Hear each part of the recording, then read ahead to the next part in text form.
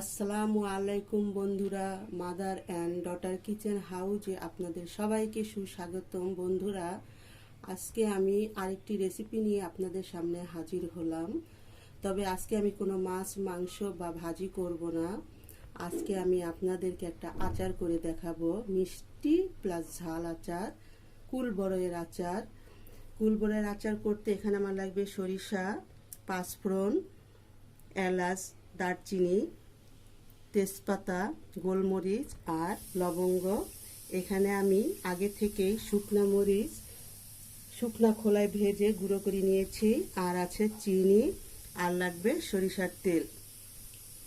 বন্ধুরা, আজকে আমাদের দুপুরে আমার ছোট বোনের বাড়িতে দাওয়াত, তাই আমরা সেখানে যাব। এই জন্য আমি আজকে কোনো রান্না বাড়া করব না।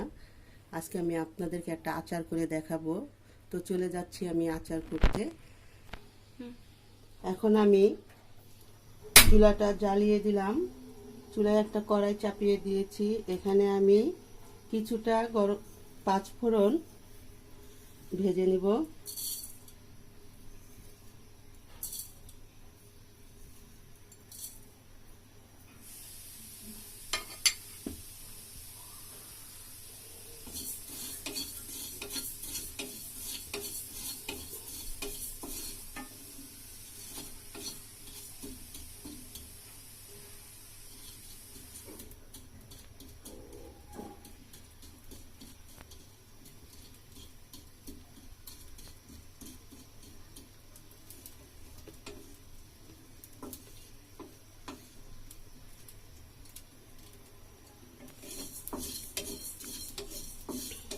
পাঁচফোড়নটা আমি খুব বেশি ভাজবো না,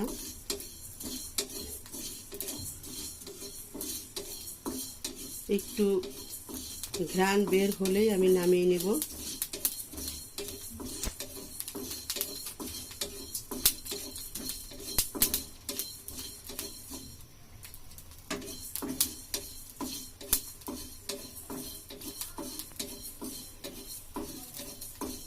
আমার পাঁচফোড়ন ভাজাটা হয়ে গেছে, আমি এখন এটা নামিয়ে নেব।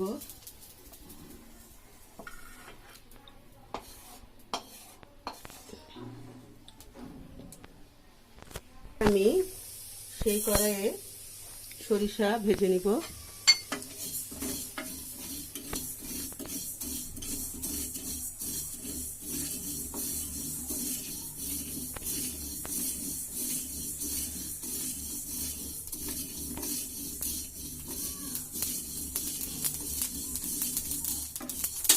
আমার সরষেটা ভাজা হয়ে গেছে বন্ধুরা।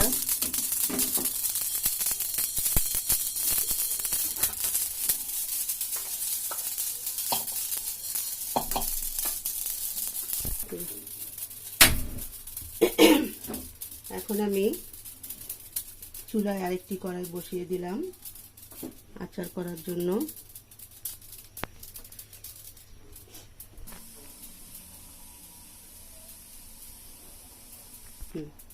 এখন আমার কড়াইটা গরম হয়ে গেছে, আমি দিয়ে দেব পরিমাণ মতো তেল।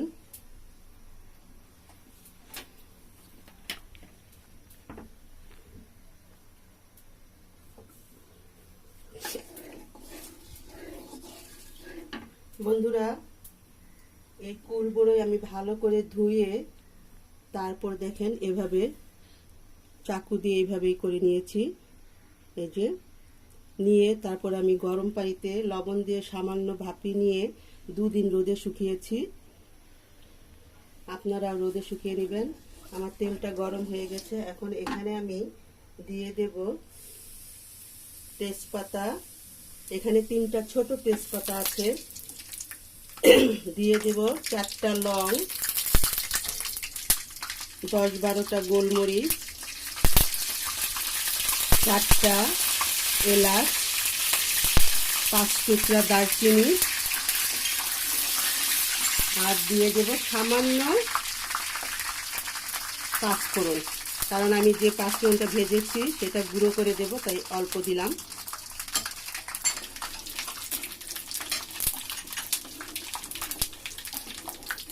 এতে বড়ইগুলো দিয়ে দিব।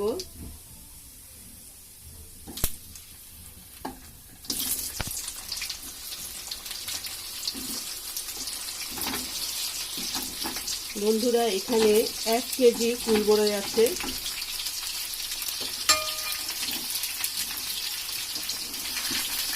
আমি এখানে যে মশলা দিলাম তা 1 কেজি কুল বড়ইয়ের মশলা দিয়েছি।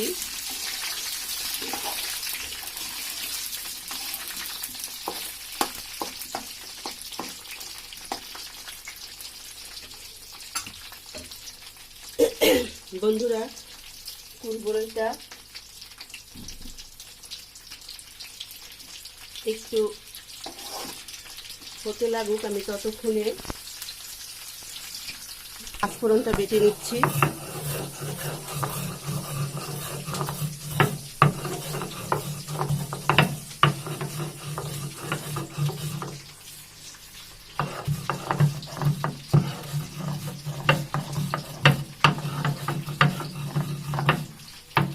পাঁচফোড়নটা বাটা হয়ে গেছে, আমি এটাকে নামিয়ে নিব।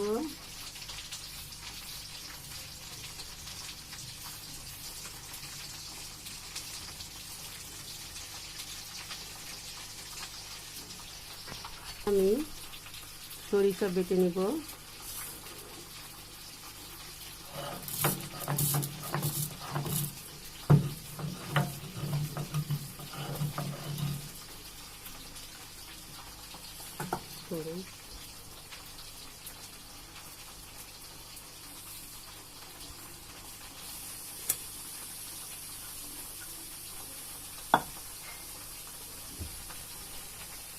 ভালো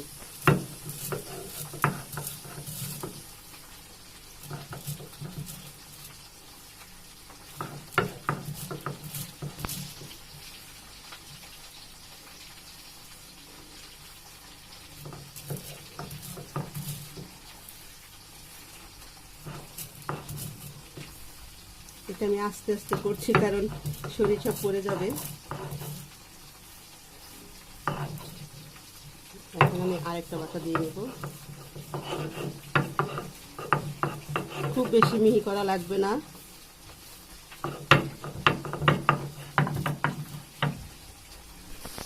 বন্ধুরা, আমার সরষে বাটাটা হয়ে গেছে, দেখেন এরকম হবে, খুব মিহি না।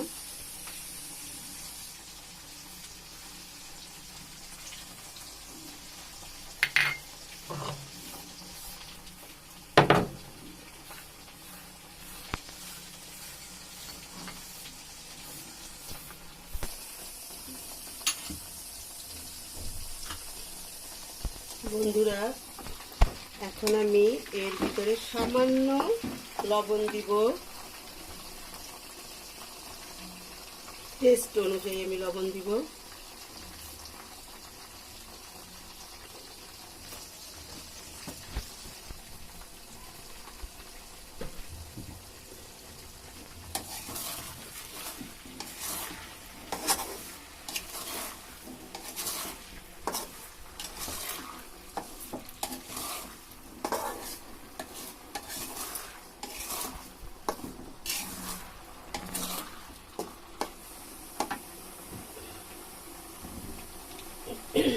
এখন আমি দিয়ে দিব চিনি।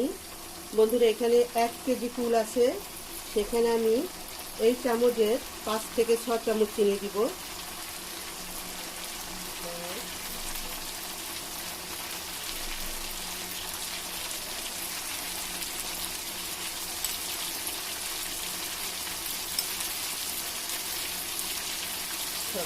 চিনি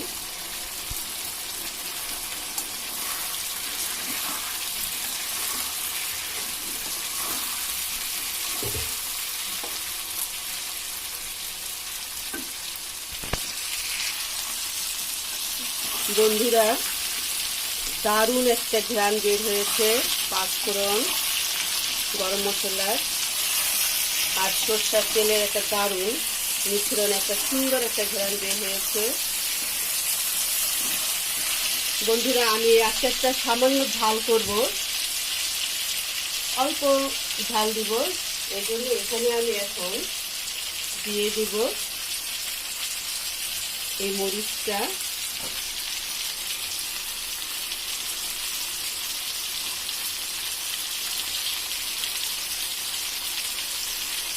3 চামচ দিলাম। এখানে দিয়ে দিব পাঁচফোড়ন গুঁড়ো সামান্য, বেশি দিব না। আর দিয়ে দিব সরিষা গুঁড়োটা, এটা আমি সামান্য দেব।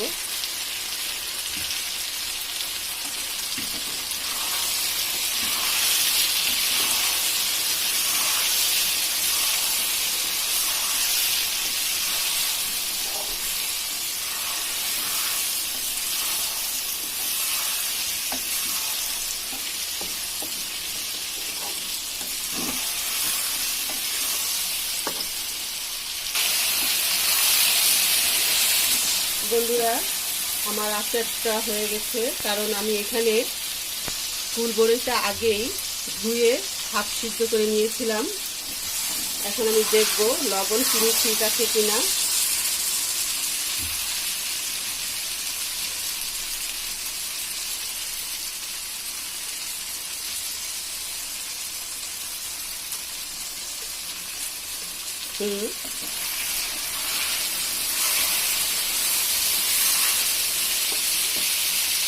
আমার আচারটা হয়ে গেছে। এখানে লবণ চিনি ঝাল সুন্দর একটা ব্যালেন্স সৃষ্টি করছে, খুব ভালো হয়েছে। আপনারা এইভাবে আচারটা করে দেখবেন, খুবই ভালো লাগবে। এখন আমি চুলাটা অফ করে দিব। ঠান্ডা হওয়ার পর আমি বয়ামে ভরে নেব।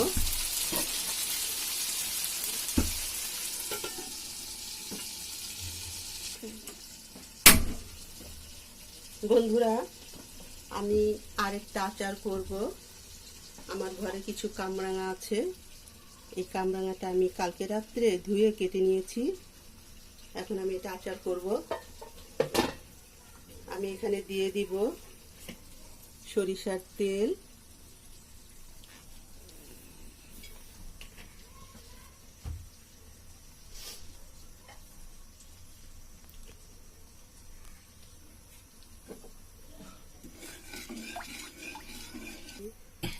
এতে দিয়ে দিব পাঁচফোড়ন,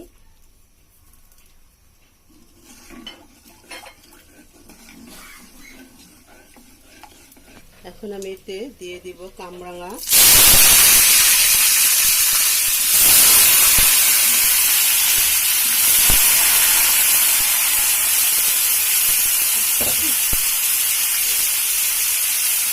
দিয়ে দিব 1 চামচ লবণ,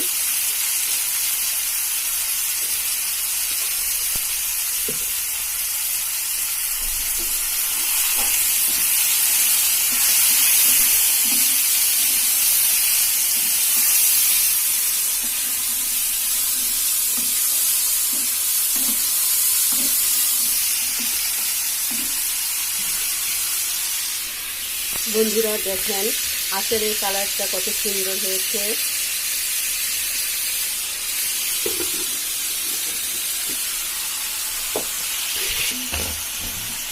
বন্ধুরা দেখেন কামরাঙাটা সিদ্ধ হয়ে গিয়েছে। কামরাঙা তো বেশিক্ষণ লাগে না সিদ্ধ হতে। এখন এতে আমি দিয়ে দিব পাঁচফোড়ন বাটা, দিয়ে দিব সামান্য, বেশি না, খুব বেশি না, সামান্য সরিষা বাটা, আর দিয়ে দিব এই মরিচটা, কারণ এটা ঝাল হবে।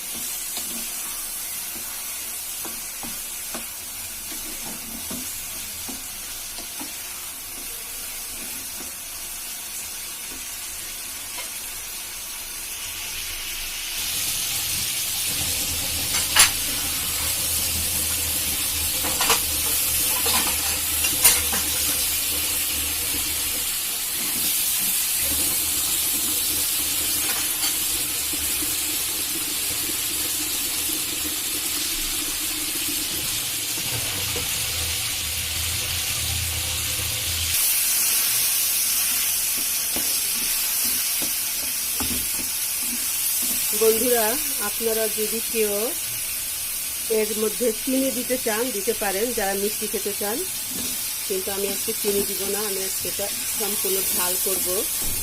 এই আচারটা আপনারা ডাল দিয়ে ভাতের সাথে খাবেন, খুবই মজা লাগবে।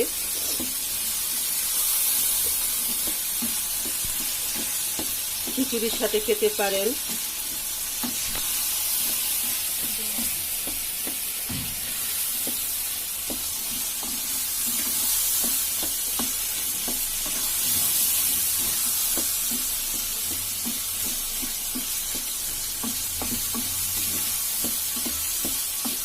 এখন আমি এতে দিয়ে দিব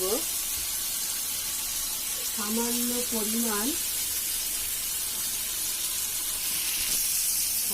পরিমাণ সিরকা।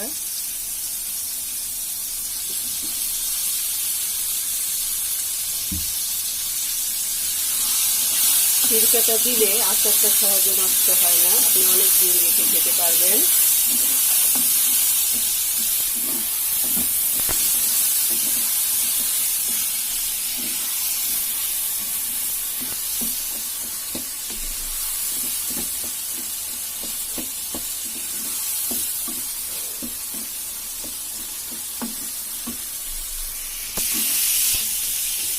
বন্ধুরা, আমার কামরাঙা একদম পুরো সিদ্ধ হয়ে গেছে। আমি এখন আরো কিছুক্ষণ নাড়াচাড়া করব।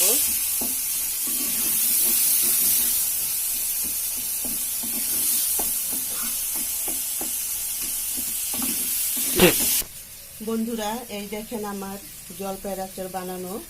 এইটা কামরাঙার আচার। আমি এই আচার বানিয়ে সবসময় ফ্রিজে রেখে দিই, তাহলে অনেক দিন ভালো থাকে। যখনই ঘরে ডাল রান্না হয় তখনই আপনার ভাইয়া এই আচার দিয়ে ভাত দিয়ে খাবে। এটা হচ্ছে কামরাঙা আচার। ওই কামরাঙা আচারটা ঠিক এই কালার হবে। আমার কামরাঙা আচারটা হয়ে গেছে। এখন এতে আমি সামান্য বিট লবণ দিব। এতে আচারের স্বাদটা অনেক ভালো হবে, টেস্ট হবে।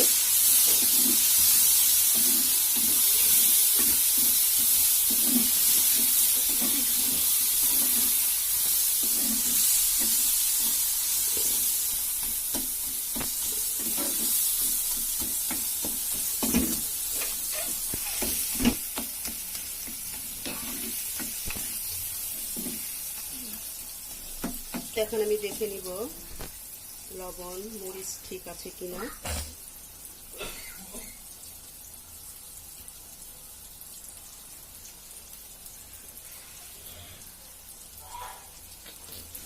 বন্ধুরা, লবণ মরিচ একদম ঠিক আছে।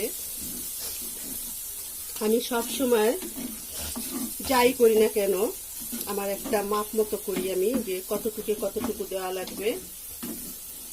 আমি না বুঝে কখনো দেই না, তাতে দেখা যায় অনেক সময় লবণ বেশি হয়ে যায় বা কম হয়ে যায়।